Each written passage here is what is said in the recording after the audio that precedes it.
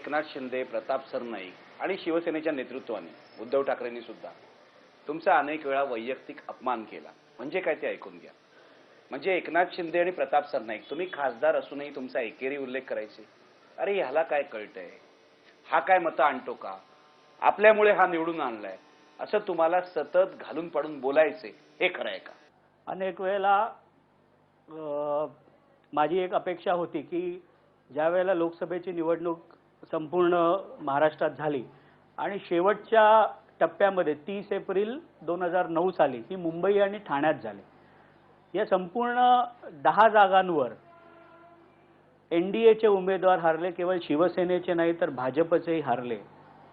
आणि शिवसैनिकांनी केलेली असंख्य म्हणजे मेहनत, शिंदे साहेबांनी केलेली मेहनत, प्रताप सरनाईक त्यावेळेला पक्षामध्ये नव्हते पण शिवसैनिकांनी केलेली मेहनत, आमचे जिल्हाप्रमुख गोपाळ लांडगे यांनी केलेली मेहनत, उपजिल्हाप्रमुख नरेश मस्के यांनी केलेली मेहनत, ह्याच्यामुळे मी विजयी झालो.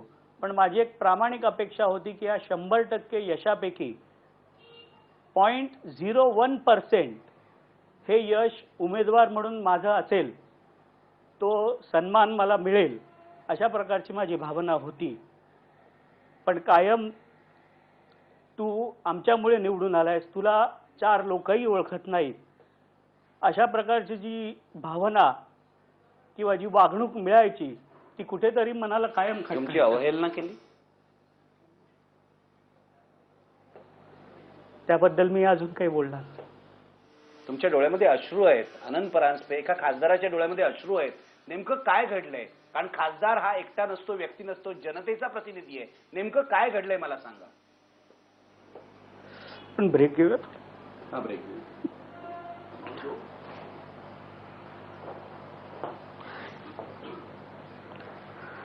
सॉरी. नाही, ठीक आहे, ठीक आहे.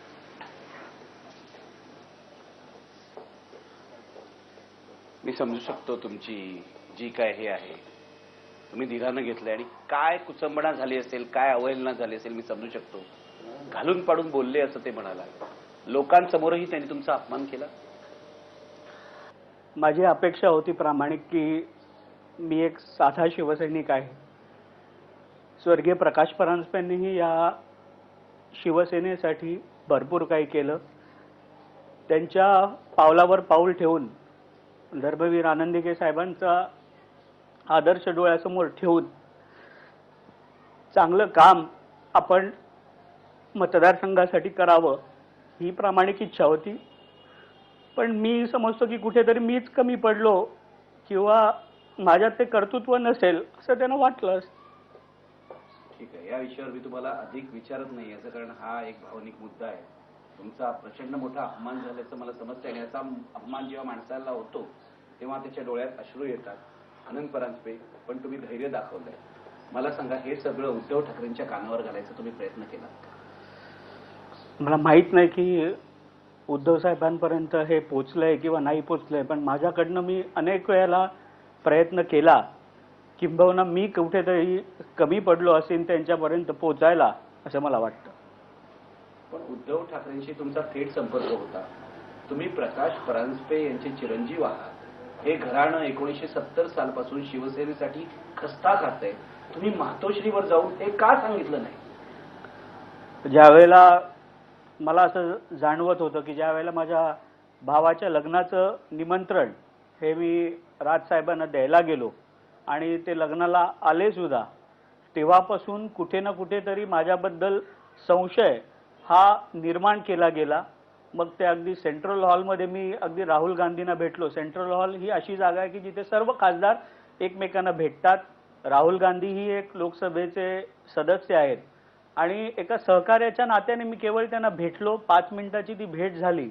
पण त्याच्यानंतर जे एक संशयाचं वातावरण, त्यानंतर मी राजसाहेबांना पत्रिका द्यायला गेलो, ते लग्नाला आले, त्याच्यानंतर एक संशयाचं वातावरण आणि आनंद परांजपे हा पक्ष सोडून चाललाय, पक्षाच्या विरोधी काहीतरी करतोय, अशा प्रकारचा भास हा निर्माण केला. कोणी केला ते मला माहीत नाही. पण सातत्याने शिवसेनेशी प्रामाणिक राहून, अगदी ज्यावेळेला कल्याण डोंबिवलीची निवडणूक होती त्यावेळेला खासदार असून देखील मोटरसायकलवर कार्यकर्त्यांबरोबर त्या रोड शो मध्ये फिरत होतो. तळागाळातील कार्यकर्त्यांबरोबर कल्याण पूर्व असेल तिथे तर जवळजवळ 13 किलोमीटर पायी या कार्यकर्त्यांबरोबर मी फिरत होतो. मी त्या रथावर नव्हतो. ते सगळा उद्धव साहेबांचा रोड शो हा यशस्वी झाला पाहिजे याच्यासाठी काम करत होतो.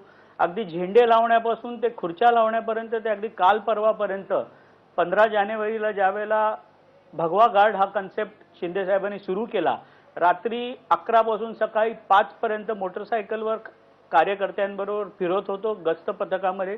त्यामुळे कुठलंही काम करायची लाज मला कधीच वाटली नाही. कामाने मोठं व्हावं, काम करत राहावं हीच शिकवण वडिलांनी दिली आणि काम मी करत होतो. पण केवळ कायम संशयाने बघायचं आणि भास असा का निर्माण केला हे मलाही काही कळलं नाही. पण तुम्ही कधीही उद्धवजींशी किंवा बाळासाहेबांना भेटायचा, त्यांच्याशी बोलायचा प्रयत्न नाही केला? आणि मोठे साहेबांपर्यंत आम्हाला वर्षातनं एकदा किंवा दोनदाच भेटण्याची संधी मिळते. आज ज्या काही त्यांचं वय झालेलं आहे, शिवसेनेसाठी जे काही त्यांनी केलं आणि त्यामुळे त्यांना त्रास देवा ही भावना माझी कधीच नव्हती. आपलं गाराणं आपल्या असं म्हटलं होतं की हा प्रकाशचा मुलगा आहे, प्रकाशने अख्खं आयुष्य आपल्यासाठी दिलं, त्याच्या मुलावर असा आपल्या संघटनेत अन्याय होतोय, त्यांनी दखल घेतली असते असं वाटलं नाही तुम्हाला? मी प्रयत्न केला तसा, पण मी जसं बोललो की मी दोष कोणालाच देणार नाही. मी कुठेतरी कमी पडलो असेल, मी काम करू शकेन की नाही ही कॉन्फिडन्स पक्षाला नसेल असं मला वाटतं. त्या मला सांगा, उद्धवजींनी काय केलं? तुम्ही उद्धव ठाकरेंच्या कानावर तर हे घातलं असेल, त्यांनी काय केलं? दुर्दैवाने त्यांनी ऐकून घेतलं, माझी बाजू ऐकून घेतली, पण ते ज्याच्यावर जी करेक्टिव्ह ॲक्शन जी मला अपेक्षित होती आणि जे काही प्रश्न मी त्यांच्यासमोर उपस्थित केले हे पक्ष संघटनेचे केले, लोकांचे प्रश्न त्यांच्यासमोर उपस्थित केले, त्याला मला माहीत नाही की काय चुकलं, माझं चुकलं, त्यांच्यासमोर मी खरी वस्तुस्थिती मांडली ते, किंवा मी असं काय बोललो त्यांना की ज्यांनी त्यांना त्याचा राग आला किंवा त्यांना वाटलं की मी उपस्थित केलेले मुद्दे हे चुकीचे आहेत, हे मला तरी काही कळलं नाही. काल माझ्या कार्यक्रमात बोलताना पत्रकार प्रकाश बाळ असं म्हणाले की शिवसेनेचं नेतृत्व जे सध्याचं आहे हे चुकीच्या सल्लागारांच्या कोंडाळ्यामध्ये सापडलंय. तुम्हाला वाटतं असं? तुम्हाला शिवसेनेचं नेतृत्व खूप मोठं आहे आणि त्याबद्दल म्हणजे बाळासाहेबांबद्दल नाही बोलले, ते हे उद्धव ठाकरेंबद्दल बोलले, कारण सध्या ते शिवसेना चालवत आहेत. मला असं वाटतं की जे लोकांना अभिप्रेत आहे, आजच्या तरुणाला जे अभिप्रेत आहे, आजच्या तरुणाला विकास पाहिजे, जाती धर्म पंथ याच्यावर होणारं राजकारण त्याला तितकंसं आवडत नाही. मतदारांचा स्पष्ट कौल आहे की परफॉर्मन्स द्या नाहीतर बाजूला व्हा आणि चांगलं काम हे आपण केलं पाहिजे. भावनात्मक मुद्दे हे उपस्थित करून आपल्याला एकदा यश मिळेल, पण वारंवार आजचा जो तरुण आहे ह्याला आपल्या शहरात नाही तर इंटरनेट इन्फॉर्मेशन टेक्नॉलॉजीमुळे संपूर्ण भारतात नाही जगात काय चाललंय, जगामध्ये काय विकास चाललाय हे कळतं. आणि अशा परिस्थितीमध्ये आपला पक्षही जे आजच्या मतदारांना हवंय, जो विकास हवाय, त्या विकासाच्या गतीला पक्ष कुठेतरी त्या गतीने चालला पाहिजे अशी माझी भावना आहे. या विकासाची कामं करण्याचा प्रयत्न तुम्ही जेव्हा केला, उदाहरणार्थ कळव्याला किंवा मुंब्र्याला, यामध्ये अडथळा निर्माण केला गेला? माझी एक अपेक्षा होती की ज्या वेळेला कळवा मुंब्रा हा ठाणे महानगरपालिकेचा भाग होता, तिथे लोड शेडिंग मुक्त होण्यासाठी हा प्रयत्न झाला होता, पण दुर्दैवाने की त्याला विरोध झाला. कळवा मुंब्र्यामधील विकासाची कामं असतील, मग ते प्रशासकीय भवन असेल, स्टेडियम असेल, उत्कृष्ट जिल्हाधिकारी कार्यालय असेल, ही विकास कामं माझी अशी अपेक्षा होती की व्हायला पाहिजे होती. शेवटी आपण विकास कामांना ज्यावेळेला आज ठाणे शहरामध्ये ही जे काही इन्फ्रास्ट्रक्चरची प्रोजेक्ट चालू आहेत, Jawaharlal Nehru national urban renewal मिशनच्या अंडर BSUPचे प्रकल्प चालू आहेत, आपण तो केंद्राचा पैसा आहे म्हणून घेत नाही का? UPA 2चं सरकार आहे, तो पैसा आहे म्हणून आपण घेत नाही का? विकास कामांना ही करण्याची गरज ही पक्षीय राजकारण बाजूला ठेवून ती झाली पाहिजे ही माझी भूमिका होती. कल्याण डोंबिवलीमध्ये ज्या काही केंद्राच्या योजना आहेत त्याच्यामध्ये जो गोंधळ चाललेला आहे, जवळजवळ 800 कोटी रुपये केंद्राकडनं कल्याण डोंबिवली महानगरपालिकेला गरीब जनतेला BSUPच्या अंडर घरं मिळणार होती, तो प्रोजेक्ट अत्यंत धीम्या गतीने चालू आहे. हे अनेक मुद्दे विकासाचे होते आणि ह्याच्यावर पक्ष एक ठाम भूमिका घेईल असं मला वाटत होतं. ती घेतली नाही पक्षाने. घेतली नाही असं मला कुठेतरी वाटतं. लोकपालच्या मुद्द्यावर सुद्धा पक्षाशी तुमचे मतभेद झाले असं मी ऐकलंय, काय खरंय? ज्या वेळेला लोकपाल बिल हे लोकसभेमध्ये चर्चेला आलं त्यावेळेला माझी अशी भावना होती की या संपूर्ण देशामध्ये जे वातावरण होतं, लोकांमध्ये एक प्रचंड असा संताप हा राजकीय व्यवस्थेवर आणि राजकीय नेत्यांवर होता.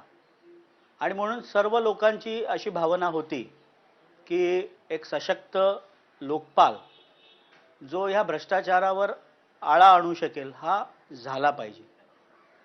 मला असं वाटत होतं की जी पक्षाने भूमिका घेतली की आम्हाला लोकपालच नको, मला असं वाटत होतं की पक्षाची भूमिका ही लोकपाल असला पाहिजे, पण लोकपालचं फंक्शनिंग मग त्याच्यामध्ये पंतप्रधान असले पाहिजेत की नाही, खासदार असले पाहिजेत की नाही, सरकारी नोकर असले की पाहिजेत की नाही, ह्याच्याबद्दल चर्चा होऊ शकते. ह्याच्याबद्दल आपलं आणि सरकारमध्ये मतभिन्नता असू शकते. पण जी सामान्य लोकांची भावना होती की भ्रष्टाचाराच्या विरुद्ध एक सशक्त अशी सिस्टीम, मग त्याला तुम्ही लोकपालचं नाव द्या, लोकायुक्ताचं नाव द्या, ही या देशामध्ये असली पाहिजे. पण दुर्दैवाने पक्षाने भूमिका अशी घेतली की आम्हाला लोकपालच नको, लोकपाल ही संस्था गरजेची नाही, आत्ताचे जे कायदे आहेत हे सशक्त आहेत. आत्ताचे कायदे जर सशक्त असते तर अनेक राजकीय नेते हे जेलमध्ये असते. मीही त्यातल्या त्या व्यवस्थेचा भाग आहे, त्यामुळे मी स्वतःलाही त्याच्यातला एक भाग समजतो आणि लोकभावनेचा आदर धरून पक्ष भूमिका घेईल असं मला वाटत होतं.